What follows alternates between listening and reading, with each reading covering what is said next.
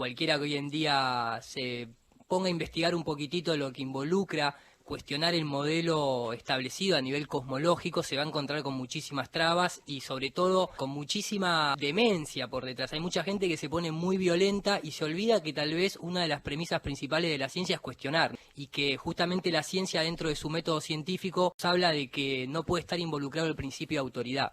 Y cuando nosotros hablamos de realmente uno mismo tener las herramientas al menos para poder constatar si realmente la Tierra gira, si es una esfera, si el horizonte se curva y todo ese tipo de cuestiones que vamos a abordar durante el programa, uno sí o sí tiene que recurrir al principio de autoridad, porque nadie jamás vio la curvatura de la Tierra, nadie sintió que la Tierra se mueva, ni la pudo detectar instrumentalmente, y siempre tenemos que caer en instituciones como la NASA o las agencias espaciales.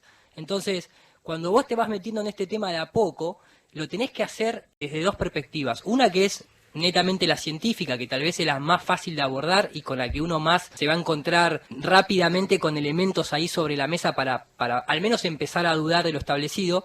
Y después está la parte histórica, que tal vez esa es una parte mucho más rica en investigación, pero claro, llevaba mucho más tiempo, porque esto viene desde Copérnico. Estamos hablando hace 500 años atrás, ¿no es cierto?, el modelo heliocéntrico. Nosotros siempre vamos a las premisas iniciales, que muchas veces las pasamos por alto, porque desde muy pequeños somos educados en un sistema que, bueno, nos dice que la Tierra le da la vuelta al Sol, que es una esfera, que existe la gravedad como nos cuentan, como una fuerza que atrae todo hacia el centro. Y claramente en las ciencias de la astrofísica, al igual que en cualquier profesión, hay cuestiones internas que no salen al público, pero hay como pequeñas peleas internas. Por ejemplo, la gravedad es una de ellas, después te la voy a contar. Y cuando vos te vas metiendo, lo primero que salís a buscar es la respuesta de lo que se conoce como la mecánica de fluidos, o sea, el agua. El agua siempre está a nivel, el agua siempre es plana. No hay manera de curvar el agua, no hay manera de hacer que el agua se quede pegada a la parte externa de su contenedor, menos en cantidades de toneladas como pueden ser los ríos, los mares, los océanos, los lagos. Hablamos de agua en movimiento y agua en reposo. Entonces nosotros tenemos que pasar a creer que el planeta Tierra, que supuestamente es más del 70% de agua, que de golpe los océanos están curvos, pegados a la esfera, a una esfera que gira, que nadie jamás ha demostrado. Entonces te vas metiendo en esas internas y obviamente, bueno, ahí empieza el cuestionamiento y el camino del terraplanismo, por así decirlo. Me estás convenciendo, Iru, ¿eh? La física misma no los demuestra día a día, o sea, hasta el canal de Panamá se hace. O el horizonte, cuando uno ve en el horizonte no nota ninguna curvatura. No es el curvisonte, nosotros hacemos un poquito de chistes a veces, pero quiero decir, mi profesión es animación por computadora en el área de efectos visuales, y he trabajado un montón de veces con lo que son partículas y lo que son simulaciones de fluido. Jamás reparé que el agua estaba siempre a nivel. Entonces ahí te vas dando cuenta un poquito lo que hace la educación, tanto para lo bueno, pero también tal vez para esa palabra que a muchos les incomoda, que es el adoctrinamiento, ¿no? Cuando yo veo la foto desde el espacio, veo la Tierra redonda. Y entonces es la primera pregunta que te hago para los que no tenemos la menor noción de lo que estás hablando. ¿Vos qué me explicás? Eso es una excelente pregunta. ¿Por qué? Porque todos somos educados a través de imágenes. Entonces, obviamente, lo primero que recurrís es una imagen. Cuando vos hablás de las fotografías, si vas a la oficialidad, estos son datos oficiales. La única fotografía que se considera oficial es la del Apolo 17, cuando estaban volviendo, ¿no?, supuestamente de la Luna, en 1972. Es la única fotografía tomada por un humano, que se ve que es la que nos presentan en todos los manuales de historia, todos los documentales y demás. Cuando vos te la pones a ver, esa fotografía, hoy en día, lo que te das cuenta es la NASA, para sus misiones de entrenamiento, ya lo ponían en práctica en las misiones Mercury y Géminis, tenían, obviamente, un modelo esférico de un diámetro más o menos de 2 metros, que está pintado a mano, de manera fotorrealista, donde vos ves la esfera de entrenamiento y ves la esfera que nos presenta como una foto original y es la misma. O sea, ¿es una foto, pero es una foto realmente en el espacio? ¿O es una foto a una esfera con un fondo negro? Porque ni siquiera se ven las estrellas. Obviamente nos van a decir que es por una cuestión de obturación del lente y todo lo demás, que a la fecha de hoy sigue estando igual, y voy a decir, pará, con la plata que mueve la NASA no puede tener una cámara que saque fotos a las estrellas y otra que saque una foto común. Entonces, después el resto de lo que vemos nosotros en Internet hoy en día no son fotografías, son imágenes. Imagen son compuestas digitalmente, no son fotografías sacadas por humanos. Y a la mayoría de la gente, incluso a vos, yo te pregunto, ¿qué satélite sacó esa foto? Nadie sabe responder, porque todos entramos en el imaginario de, no, y las fotos que se ven de afuera, pero bueno, vamos técnicamente, ¿qué satélite sacó esa foto? ¿Cuántos satélites son de observación? ¿Cuántos son para el clima? ¿Cuántos son a nivel de medición de suelo? Entonces vos te vas metiendo y en realidad la oficialidad te dice que hay 4 satélites nada más que hacen observación a la Tierra. GOES y el EPIC Discovery de la NASA y el Electra L de los rusos. Pero cuando entras a las páginas oficiales, ellos te dicen que ellos lo que hacen es analizar y procesar telemetría y entregarte una imagen digital cada 10 minutos. Entonces te vas dando cuenta que no hay un video en tiempo real del planeta visto desde afuera. No hay una fotografía en el año 2019 real que no sea sacada por Estados Unidos, con toda la controversia que hay encima de lo que son las misiones Apolo, de la Tierra. La Tierra es plana. La Tierra es plana. Se constata que la Tierra es plana. Me estás convenciendo. Cuando vos te metés en la parte científica, obviamente empezás, como te dije, la mecánica de fluidos. Decís, bueno, el agua no se curva, es verdad. Bueno, a ver, supuestamente, para aquellos que estarán gritando a toda voz, es la gravedad la que curva el agua. Bueno, cuando vas a la ciencia, vos decís, ¿qué es la gravedad? No, bueno, la gravedad es una fuerza que atrae todo hacia el centro del planeta.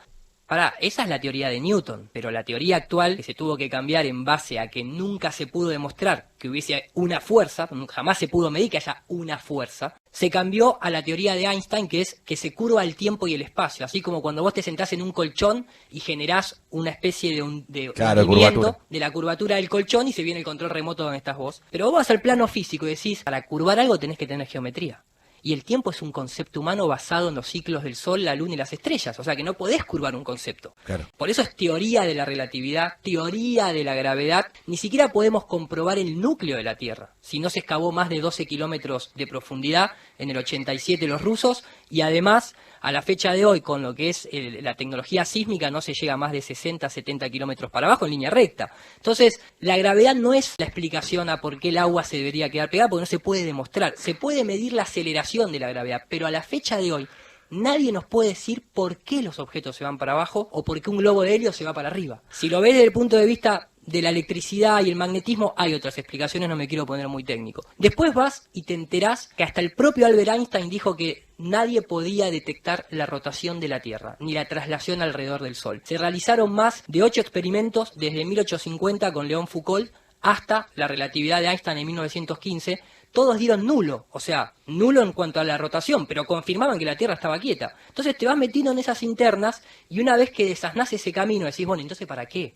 ¿Y quiénes nos están mintiendo? ¿O por qué? ¿Dónde está el beneficio y la ganancia? ¿No? El Sol y la Luna con respecto a la Tierra, ¿qué hacen? Qué buena pregunta, Coco. Porque en realidad, claro, uno cree saber, tal vez mucha gente, lo que nosotros nos enseñan lógicamente en escuela, o lo que uno puede ver en los documentales y demás, siempre se nos cuenta muchas cosas acerca del Sol, ¿no? Que está a 150 millones de kilómetros, un número que cualquier ser humano no puede ni comprender, obviamente, pero que esa coincidencia de que justamente, o sea, vos, a ver, la gente cuando sale a la calle, cualquiera, porque incluso hasta el astrofísico más capacitado del mundo no es astronauta. Nadie salió al espacio más que el 0,0000004% de la humanidad, y casualmente todos esos astronautas son militares, lo cual también te indica algo. El militar no es que mienta, sino que sigue órdenes y cumple órdenes. Claro. Entonces, nosotros siempre sabemos que en la economía hay corrupción, en la política, en la educación, en el deporte, en un montón de cosas. Sin embargo, pareciera ser como que la ciencia no es inmaculada y es una institución divina prácticamente, que no tiene puerta trasera. Que no se puede preguntar mucho, claro. Inmaculada. Y nosotros cuando cuestionamos la ciencia no estamos hablando ni de la medicina, ni el microondas que usás en tu casa, ni el celular, porque todo eso lo podés comprobar cómo funciona. Pero el tema aeroespacial parece más una religión, incluso hasta llamativo, porque bajan vestido de blanco los astronautas, vienen del cielo, son la única palabra autorizada. Aparte es una imagen de poder que se utiliza mucho los que tienen justamente la posibilidad de llegar al espacio. Bueno, la carrera de la llegada a la Luna era poder pleno, ¿no? Poder pleno. Si era primero, Rusia o Estados Unidos. Eso es lo que nos cuenta. Entonces quiero decir, en los papeles, cualquier terraplanista conoce el modelo oficial, porque todos nacimos en el mismo sistema educativo. Yo tengo 38 años, hasta los 34, era un fanático acérrimo del espacio exterior. Me comí todos los documentales, Carl Sagan, de Grace Tyson, hacía efectos visuales donde creaba satélites yo mismo. No es que desconocemos y esto es una cuestión de ignorancia. Entonces, en cuanto al Sol y la Luna nos dicen, bueno, el Sol y la Luna parecen en el cielo del mismo tamaño, parecen. Lo que pasa es que uno es 400 veces más grande y está 400 veces más lejos, justito coincide. El Sol parece que se mueve, pero en realidad está quieto. Lo que nos movemos somos nosotros. ¿Y entonces cómo explican lo de los distintos climas? Tenés un plato redondo, el polo está en el centro de ese plato. Vos imaginate ahora arriba de ese plato, el Sol haciendo un círculo, rodeando ese polo central, haciendo un círculo, recorriendo sobre el trópico de Cáncer y de ahí desplazándose hacia el trópico de Capricornio, pasando el Ecuador, todo esto en un plato. Habría que trazar 3 círculos en ese plato, uno sería el trópico de Cáncer, el otro sería el Ecuador y el otro sería el trópico de Capricornio. El Sol oscila, gira en esos 3 círculos concéntricos y varía de latitud. Cuando está el Sol sobre el trópico de Cáncer, es verano en el norte. Cuando está el Sol sobre el trópico de Capricornio, es verano en el sur. Es simplemente eso. Y déjame añadir lo siguiente, tanto en un modelo como en el otro, el clima se explica por la distancia de la fuente de luz a la Tierra. Nos dicen, en el modelo heliocéntrico nos dicen que hay un perihelio y un afelio, con una diferencia de unos 5 millones de kilómetros. El Sol está a veces a 149, llega a 153, y supuestamente ese cambio de distancia más la inclinación de la Tierra, ¿sí? Porque a medida que la Tierra, más allá de cuando gira alrededor del Sol, supuestamente el eje va también rotando, entonces deja expuesto un polo más cerca de la luz, y cuando está 6 meses después queda el polo de abajo más expuesto a la luz. Pero hay un detalle, cuando vos fotografías desde la Tierra al Sol, todos los días, a la misma hora, sobre el horizonte, se llama analema, cualquier astrónomo o astrofísico conoce lo que estamos hablando. Vos vas todos los días, pones una cámara, apuntás al mismo lugar, la dejás fija, a las 12 del mediodía sacás una foto hoy, otra mañana, y así durante los 365 días del año. El Sol describe un número 8 en el cielo. Pero ese número 8 que describe, si estamos en el sur, ¿no? La panza de abajo es más ancha que la panza de arriba del número 8, como un típico número 8. Típico número 8, tío. Entonces, eso en realidad que se ve desde la Tierra, observando en el horizonte, y que por una cuestión de perspectiva pareciera ser un 8 que se cruza, en realidad si eso uno lo pudiera ver desde arriba, es un círculo, pero que además de girar, hace como una especie de espiral en donde, cuando hay verano en el norte, es porque el Sol hace el círculo más chiquitito y está más elevado. Cuando nosotros tenemos verano, como vivimos en un círculo plano, obviamente la parte exterior es más grande, ¿sí? El perímetro es más grande que el interior, entonces el Sol tiene que hacer un recorrido más ancho, por eso la panza se ve más ancha. Hay incluso, para toda la gente que conoce el modelo heliocéntrico, y más veloz. siempre los días duran 24 horas, Sí. pero estamos hablando de que tiene que recorrer una distancia más grande en una época y una distancia más corta en otra. Entonces el Sol tiene que acelerar, incluso desacelerar. Y ahí es donde viene la ciencia oficial, con la famosa segunda ley de Kepler, que Kepler dijo, no, en realidad la Tierra tiene la capacidad de acelerar y desacelerar dependiendo la época del año. Es decir, no podemos detectar, al año 2019, no se puede detectar que la Tierra gira alrededor del Sol, y muchos dicen, no, porque la velocidad es constante y vos sentís la aceleración nada más. Bueno, ¿qué hacemos con la segunda ley de Kepler? Y la aceleración de la Tierra. No, porque es muy gradual y pausada, y entonces, pero entonces siempre hay una excusa. ¿Dónde está la parte del método científico? ¿Dónde está el instrumento? ¿Cómo estás tan seguro entonces que realmente acelera y desacelera? ¿Por cuentas matemáticas? Es muy interesante el tema. ¿Cómo se hace para lograr un mayor reposicionamiento y realmente convencer, hacerles ver y que no se los cuestione tanto? No se trata de convencer, porque justamente si uno convence estás dentro de un dogma. Acá obviamente que yo entiendo la pregunta, pero vos pensá que esto surgió en el 2014.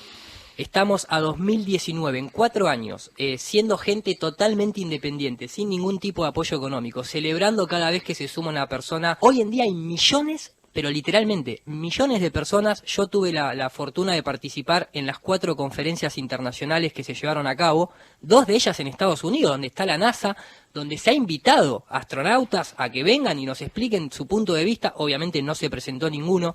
Cuando hicimos la conferencia en Inglaterra, en Birmingham, se invitó a 3 astrofísicos a debatir. Está el debate en internet, mírenlo. No es que pasaron vergüenza, es que simplemente no tenían respuesta a un montón de las preguntas que surgieron en el debate, y esto se trata de involucrarse. O sea, acá te convences solo, si lo querés ver de ese lado, cuando empezás a ver las evidencias que hay ahí sobre la mesa. Siempre digo, la gente que no entiende la conspiración tiene que agarrar el billete de $1 y mirar esa pirámide con un ojo que está detrás. y preguntarse por qué ahí dice nuevo orden de los tiempos, pero en latín. ¿Y por qué hoy en día nosotros escuchamos tanto la palabra nuevo orden mundial? ¿No será que tal vez en lugar de una conspiración es una operación geopolítica, como siempre lo ha sido, a través de los poderes para simplemente controlar y continuar esta dominación al ser humano común y corriente? Entonces, cuando vos vas a la Rusia, después de la revolución bolchevique, Stalin tiene la manito adentro del saco, igual que la tenía Napoleón, igual que la tienen muchas personas que pertenecen a esas logias ocultistas, que nadie sabe lo que se hace ahí adentro, porque claro, por algo son ocultistas. Hay toda una propaganda muy potente que cuando vos le preguntás a esta gente, bueno, entonces ¿por qué no volvimos? Porque estaba todo este contexto en el mundo. Pero nadie te dice algo fundamental. La NASA, en 1957, cuando se funda la NASA antes se llamaba NACA, N-A-C-A, que pertenecía a la parte militar de los Estados Unidos. ¿Por qué se funda la NASA? Porque el presidente Truman, el presidente número 33 de los Estados Unidos, aprueba la operación Paperclip. Es oficial esto que estoy diciendo, ¿eh? La operación Paperclip es: los aliados, después, ni bien termina la Segunda Guerra Mundial, se traen a los mejores científicos nazis para fundar la NASA, porque era la gente que más capacidad tenía en cohetería. Y para salir del mundo tenés que tener cohetes. Entonces nadie te dice ese contexto. Te dice, vamos, si vamos a hablar por contexto, entonces ¿por qué no hablamos de Wernher von Braun, principal científico nazi? Funda la NASA con privilegios, lo tenía, mientras que todos estaban cazando a los nazis. Wernher von Braun muere con privilegios hasta en el año 77. Jack Parsons, el fundador del Jet Propulsion Laboratory, que es el, digamos, que está en Pasadena, en California, que es de donde se basa toda la cohetería de la NASA. Si ahora ponen quién es Jack Parsons, les dice que es un mago ocultista que seguía las enseñanzas de Aleister Crowley, que fue el que incluso trabajó con Churchill. Entonces empezás a tirar del hilo y te das cuenta que es un dogma toda la cuestión aeroespacial. Entonces cuando uno dice, ¿por qué no se volvió? Porque nunca no fue, no está la tecnología capacitada. Claro, nunca se fue, por eso no se volvió, pero es por falta de tecnología que no se puede llegar a la Luna. En realidad uno podría creerlo desde ese lado. Cuando te metes a estudiar esta cuestión del terraplanismo, te das cuenta que en realidad hay una barrera ahí arriba. La NASA le llama los cinturones de Van Allen, como esta cuestión que le asocian a la radiación que se produce por las tormentas solares y el campo electromagnético de la Tierra, que vos decís, la NASA misma reconoce que está creando una nueva nave llamada Orión, para superar esos anillos de Van Allen. Pero ¿cómo? ¿No lo superaste en el 69? Cuando mandaste 6 misiones a la Luna, que los tipos volvieron, y cuando vos vas al museo donde están algunos instrumentos que supuestamente fueron a la Luna, no tienen ningún tipo de radiación ni nada por el estilo. Entonces, a esos tipos no le pasó nada. Fueron con un traje que tenía un par de capas de milímetros de grosor acá para poder trabajar en cualquier cosa de limpieza de Chernobyl, por decirte. ¿Por qué no le das un traje de astronauta para ir a limpiar Chernobyl si funciona tan bien? Los puntos más claves de por qué el hombre se le cuestiona que haya llegado a la Luna, el principal es: ningún cohete que aterrizó en la Luna dejó un cráter. No se escucha prender el motor cuando aterrizan. Parece que lo estaría bajando con una grúa, que la NASA tenía ese sistema de entrenamiento de bajar con una grúa la cápsula. Obviamente cuando vas a toda la cuestión de propulsión, tendría que haber temblado, tendría que haber habido ruido, tendría que haber levantado polvo a morir, tendría que haber dejado un cráter abajo la nave. Está el suelo limpio, ni las patas tienen polvo. Y después podemos entrar en la de las sombras, podemos entrar en Stanley Kubrick, ¿no? Un montón de cosas que siempre hay otra clase de respuesta también. Cuando se habla de la Luna, uno de los ítems más importantes es el de las rocas. Bueno, les quiero decir que muchos lo deben saber. Nos cuentan que el reservorio de rocas lunares más grande está en la Antártida. Y están las fotos de Wernher von Braun junto con gente de la NASA y de la CIA, previo a llegar el hombre a la Luna, yendo a la Antártida a buscar rocas únicas de esa hábitat para después decirnos que esas son rocas de la Luna. Ahora, cuando uno analiza las rocas de la Luna, no tiene ningún mineral distinto a lo que están acá en Tierra, o sea, no tiene un material distinto a la tabla periódica de los elementos que nosotros manejamos, así que no es un tema puntual. Y el de los láseres, que supuestamente rebotan en espejos retroreflectores de la Luna, el MIT, el Massachusetts Institute of Technology, en 1962 ya había hecho el primer rebote lunar sin ninguna necesidad de espejo. Lo dejo claro simplemente para aquellos que están metidos en el tema. Cuando vos me preguntás de los planetas, es un tema muy interesante. Primero porque la palabra planeta en griego significa estrella errante. O sea, no significa una roca que está flotando y tiene que ser esférico. Ahora, yo juego al pool, juego en una mesa plana y las bolas son esféricas. Entonces, lo que está arriba, incluso el propio Aristóteles decía que la física de las esferas celestes no tiene nada que ver con la física de la Tierra. Nosotros desde acá todo lo que observamos, al menos en su mayoría le vemos una cara, como por ejemplo la Luna. Saturno le vemos una cara siempre, Júpiter la misma mancha desde hace miles de años. ¿Puede ser esférico? ¿Puede ser semiesférico? ¿Molesta que sea esférico? En absoluto, nada. El tema es, todo el equipamiento que mandan, por ejemplo, a Marte, nada vuelve. La NASA entrena en la isla de Devon y en la Antártida que tienen el mismo paisaje y la misma clase de textura y de roca que supuestamente hay en Marte, y lo único que hacen es aplican un filtro rojo. Entonces, creo que estamos en la época del tiempo en el que deberían dar pruebas mucho más concretas como hace cualquier otra rama de la ciencia. La única rama que parece ir hacia atrás en el tiempo es la aeroespacial. Seguimos teniendo el mismo cohete que quema combustible como loco, que hace una trayectoria narco que cae al Pacífico. Los trajes de los astronautas no se usan para otra cosa que para ir al vacío del espacio, un vacío que es infinitamente superior a cualquier cámara de vacío acá en la Tierra, y no se atreve ningún astronauta a entrar a una cámara de vacío acá en Tierra con un traje de astronauta. Entonces, ¿cómo funciona el traje de astronauta ahí afuera? Y así podríamos dar una lista bastante larga, ¿no? ¿Cómo se propulsionan en el espacio?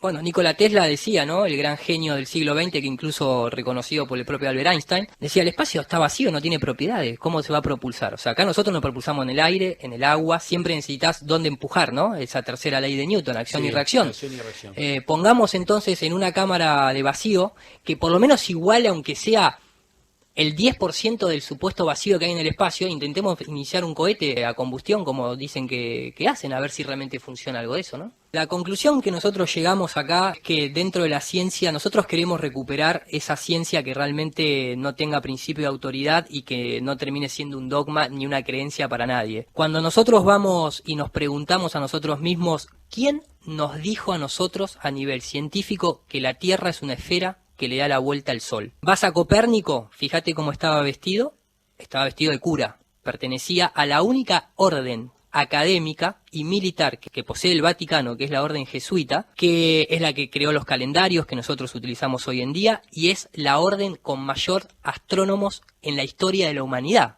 ¿sí? Copérnico era jesuita, Galileo también, Kepler también, Maximilian Schell, el que sacó la distancia al Sol, también. Incluso la teoría del Big Bang, planteada por Georges Lamaitre, un belga de la Orden Católica en 1917 que estaba en contacto con Albert Einstein y otros, también. Entonces, ¿dónde está la cuestión laica y libre de creencias si el modelo que nos implementaron son los mismos que tal vez para muchos nos han contado una historia que es muy difícil de comprobar, pero que bueno, está dentro de la fe, la religión, pero la ciencia no puede estar dentro de la fe? Entonces, lo que nosotros cuestionamos es por qué volvemos a caer en el mismo paradigma por la misma institución, que cuando uno pregunta, ¿y entonces la Iglesia por qué crearía todo ese cuento? Y bueno, para control social, económico, y el que miente manipula, y el que sabe la información puede manejar el tiempo de alguna forma, ¿no? ¿Cómo se confirma? Los científicos, la ciencia aeroespacial no puede confirmar, o más allá de todos los intentos que hace, estudios, no puede confirmar o se pone en duda la curvatura terrestre. Y también, bueno, ustedes, ¿cómo pueden confirmar a ver, elementos contundentes para confirmar que la Tierra es plana? ¿Vos viste la curvatura alguna vez? ¿Vos notás que la Tierra gire? ¿Cuál es la prueba más fehaciente, que sea directa, ni siquiera indirecta, de que la Tierra es una esfera que le da la vuelta al Sol? Nadie puede presentar nada. Entonces, lo más lógico es que el agua no se curva. No hay chance de que toneladas de agua pierdan la propiedad fundamental con la que se construye todo, que es el nivel del agua. Después, obviamente que ahora, hoy en día, hay un ingeniero civil en Estados Unidos que proporciona un material excelente en YouTube que se llama J. Tolan, que como viaja mucho sube a los aviones comerciales que llegan a 10 kilómetros de altura con una cámara de fotos con un lente infrarrojo. Desde un avión de a 10 kilómetros de altura, si la Tierra es esférica, vos no podés ver más de 450 kilómetros al horizonte. Cuando le pones esta cámara en la ventanilla y le pones el filtro infrarrojo, llega a ver a más de 1200 kilómetros en el horizonte. Nosotros vemos desde Colonia, vemos toda la costa de Puerto Madero, cuando debería estar 200 metros por abajo de la curvatura. Obviamente hay edificios que son altos, pero ninguno supera los 200 metros y se ven más de 40 edificios. En Estados Unidos apareció desde el lago Michigan a Chicago, se ven toda la línea costera de Chicago y hay 85 kilómetros de distancia, son más de 500 metros de curvatura, se ven todos los edificios. Foucault hizo el péndulo. Obviamente dentro de la ciencia nadie le creó porque el péndulo lo tenés que empujar, el péndulo se frena los días de eclipse de sol, el péndulo a veces gira para un lado, otra vez se gira para el otro, o sea, no es una prueba científica, es un método indirecto que tiene un montón de errores. Después Foucault creó el giroscopio, lo que usan los aviones. El giroscopio no detecta los 15 grados de rotación cuando lo apoyás en el suelo, lo detecta en cualquier plataforma rotativa menos la Tierra. Después vino el experimento de Michelson-Morley, que también dio que la Tierra estaba quieta, hasta que tuvo que venir Einstein con la relatividad, con las ecuaciones de transformación de Lorentz, y entramos en lo que Nikola Tesla nos dijo. La ciencia pasó de hacer experimentación a ecuaciones de ecuaciones de ecuaciones que no tienen coincidencia con la realidad observable. A nosotros nos educan con la proyección de Mercator, un mapa imperialista rectangular que los países ricos están arriba, los pobres están abajo, ¿no? En una esfera supuestamente no hay arriba ni abajo, te dicen, pero aparentemente para algunas cosas hay arriba y hay abajo. Pero nunca la imagen está cuando gira y lo de abajo está más arriba. Exactamente, nunca, ¿viste? Bueno, pero hay un mapa oficializado que es el mapa de Gleason, presenta a la Antártida bordeando, conteniendo el agua, porque la Antártida es el continente más elevado del mundo, tiene un promedio de 3.500 metros de altura, entonces vos llegás por el mar, entrás a la Antártida, sobre la costa están todas las bases militares que rigen la autoridad en la Antártida. En 1957, en esa plena Guerra Fría, se firmó un tratado en donde todas las naciones, incluso las que eran enemigas, de golpe se pusieron de acuerdo para que ningún civil pueda ir de manera independiente a la Antártida. A la Antártida uno tiene que llenar un montón de papeles burocráticos, tiene que ir a trabajar, va gente civil obviamente, el turismo nada más llega hasta ahí, hasta la costa y nada más, el turismo saquémoslo de lado, sale carísimo además, pero la gente que vive en la Antártida está en bases militares y va puntualmente a trabajar y no tiene una libertad como para decir yo me quiero morir atravesando la Antártida. Y a la fecha de hoy, todos los vuelos de aviones o de barcos circunnavega la Tierra, se hace un círculo del este hacia el oeste, es como dar la vuelta a manzana. Nadie jamás a la fecha de hoy hizo norte-sur o sur-norte. Y llegamos a Marte. Tremendo, ¿eh? No vamos en contra de la ciencia, al contrario, tratamos de recuperar esa verdadera ciencia, somos más del paradigma tal vez de otra clase de científicos que no son los oficiales, sino que son los más prácticos y no tanto teóricos, pero la propuesta es a la gente que se abra y que no se cierre y que el tema está en agenda y cada vez lo van a escuchar más.